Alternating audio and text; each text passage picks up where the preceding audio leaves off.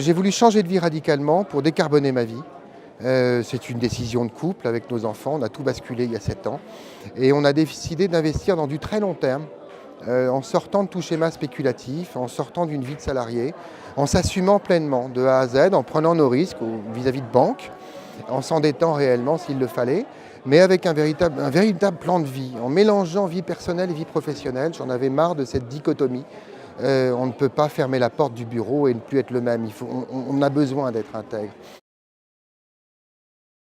Au travers d'une rénovation écologique d'une grande maison dont j'ai fait des chambres d'hôtes, j'essaye petit à petit de réduire mon empreinte carbone. Je veux fonctionner à plus d'une génération, ce qui implique un certain nombre de responsabilités et une prudence dans tout ce que je fais.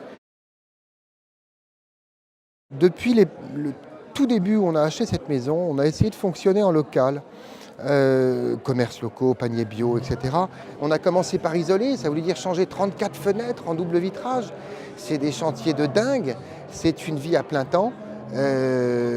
C'est le bois de chauffage qui est toute la maison, un chauffage central à bûche. Je ne voulais même pas de granulés, je ne voulais même pas de transformation.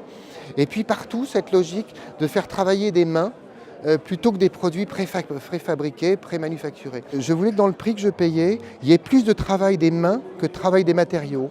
Donc on est passé par des matériaux comme de la pierre, de la chaux, du chanvre, du liège expansé. Aujourd'hui, on a un bâtiment de 300 ans qui consomme 37 kWh au mètre carré par an. Pour vous donner une idée, un bâtiment de la Défense, c'est 1000 kWh par mètre carré par an. Je me suis rendu compte qu'en décarbonant ma vie, je gagnais 50% de mon temps, qui du coup pouvait être tourné vers la lecture, vers la réflexion, vers l'ouverture aux autres et l'imagination. C'est beaucoup plus qu'un revenu qu'on en tire. C'est une véritable vie avec toute sa cohérence et beaucoup de temps gagné. Plus on gagne en décarbonant sa vie, plus on gagne de temps libre.